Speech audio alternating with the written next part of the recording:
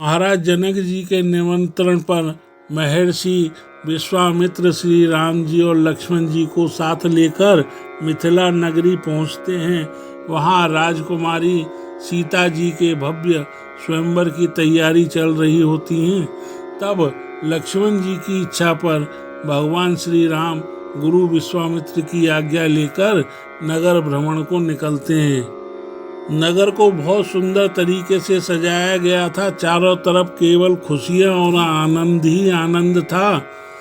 अब जहाँ स्वयं महालक्ष्मी जी ने जन्म लिया हो, भला वहाँ धन धान्य और सुख ऐश्वर्य की क्या कमी हो सकती है। श्री राम जी और लक्ष्मण जी को देखकर लोग आपस में बातें करते हैं और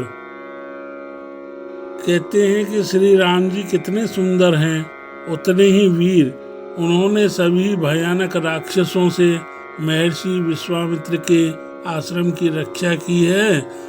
सब कहने लगे, संसार में न सीता जी जैसी कोई सुंदर, गुणकारी और आदर्श स्त्री है, और न ही श्री राम जी जैसा सुंदर, गुणवान और आदर्श पुरुष।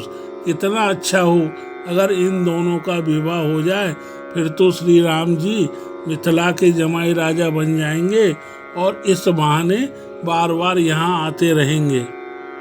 सब नगरवासी प्रार्थना करने लगे कि श्री राम जी जानकी जी के ही योग्य हैं। राजकुमारी सीता जी का विवाह इन्हीं से होना चाहिए।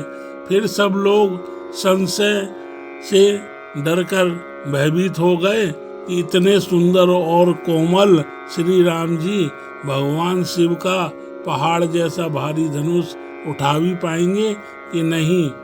फिर वो आपस में कहते हैं कि जब मारीच और सुबाहु जैसे भयानक राक्षसों का वध कर सकते हैं तो शिव का धनुष भी उठा पाएंगे। विवाह से पहले गौरी जी की पूजा आराधना का विधान है।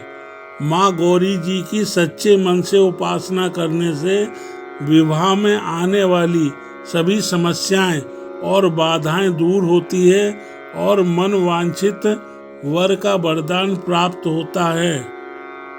माता जी की आज्ञा से सीता जी अपनी बहनों और सहेलियों के साथ गौरी पूजन के लिए पुष्प वाटिका की तरफ चल पड़ती है, जहाँ माता गौरी जी का बहुत सुंदर मंदिर है। और संयोगवश श्री राम जी भी गुरु की आज्ञा से लक्ष्मण के साथ पूजा के लिए पुष्प लेने पुष्प वाटिका में जाते हैं। वहाँ सहेलियों के साथ सीता जी प्रसन्न मन से गौरी माता के मंदिर में गई। वहाँ बड़े प्रेम से पूजा की और अपने योग्य वर को मांगा। इतने में सीता जी की एक सहेली फूल लेने के लिए मंदिर के बाहर गई। तभी उसकी नज़र श्री राम जी और लक्ष्मण जी पर पड़ती है। वह दौड़कर सीता जी के पास जाती है और कहती है, राजकुमारी जी, बस एक बार श्री राम जी को देख लो, जिन्होंने अपने रूप से सभी को अपने वश में कर रखा है। सभी सहेलियों के बार बार कहने पर सीता जी मान जाती हैं। तब सीता जी सभी सहेलियों के साथ मंदिर के बाहर आती हैं और श्री राम जी को ढूंढने लगती है। तभी सीता जी को एक बेल के पीछे से श्री राम जी आते हुए दिखते हैं। वही श्री राम जी की नज़र सीता जी पर पड़ती है। दोनों एकदम से सब भूलकर एक दूसरे को देखकर ऐसे प्रसन्न होते हैं जैसे वर्षों से बिछड़े दो प्रेमी मिल रहे हो। राम और सीता जी क्षीर सागर के पुरानी प्रेमी हैं। दोनों के पुरानी सनातन प्रेम को कोई देख नहीं पाया। पृथ्वी पर आने के बाद इस मानवीय रूप में दोनों की पहली भेंट मुलाकात थी। सीता जी को मन ही मन श्री राम जी से प्रेम हो जाता है। तब सीता जी सीधे माँ गौरी जी के पास जाती हैं और अपने मन की सारी बात उन्हीं को बता देती हैं। सीता जी माता गौरी की स्तुति करती हैं और कहती हैं, पानी कठिन शिव चाप विसूरती, चली राखी उर श्यामल मूरति। प्रभु जब जात जानकी जानी, सुख सनेह शोभा गुण खानी। परम प्रेम मया मृदु मस्कीनी, चारु चेत भीति लिख लीनी। गई भवानी भवन बहोरी,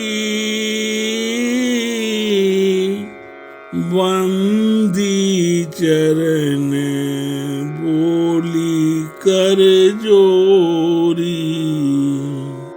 जय गिरिवर राज किशोरी, जय महेश मुख चंद चकोरी। जय गज बदन सड़ानन माता, जगत जननी दामिनी दुति गाता। नहीं तब आदि मध्य अवसाना, अमित प्रभाव वेदु नहीं जाना। भव भव विभव पराभव कारिणी, वेश्य विमोहनी स्ववश विहारिणी। पति देवता सुतई बहुमातु, प्रथम तब रेख सिया रामा। महिमा मित न सकई कही, सहस शारदा शेष सिया रामा।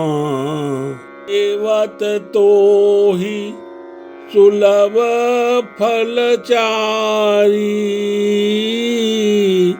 वरदायनी पुरारी पियारी। देवी पूजी पद कमल तुम्हारे, सुर नर मुनि सब होहि सुखारे। मोर मनोरथु जानहुनी के, बसहु सदा और पुर सबही के। कीनहु प्रगटन कारण तेहि, असकहि चरण गए वेदेहि। विनय प्रेम वश भई भवानी, हसी माल रति मुस्कानी। सादर सिय प्रसादो सिर धरेऊ,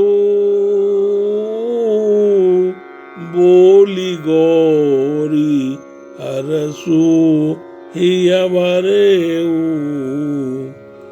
सुन सिय सत्य आशीष हमारी, पूजहि मन कामना तुम्हारी। नारद वचन सदा सुचि साचा, सोबरु मिलहि जाहि मनुराचा।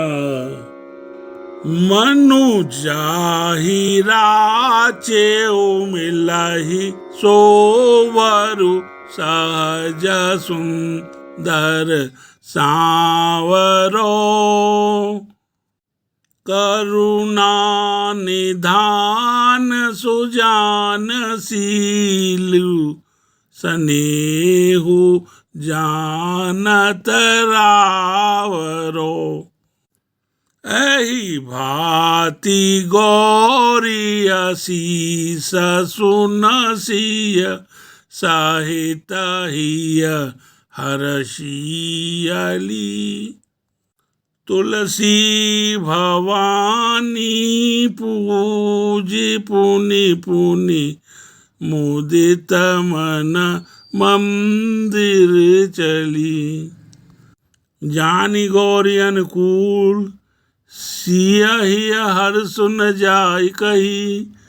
मंजुल मंगल मूल बाम, अंग फरकन लगे। सियावर रामचंद्र की जय। इस प्रकार यह कथा और दोहा का श्रवण करने से मनवांछित वर की प्राप्ति होती है। माता गौरी की शिव सहित पूजा करना चाहिए।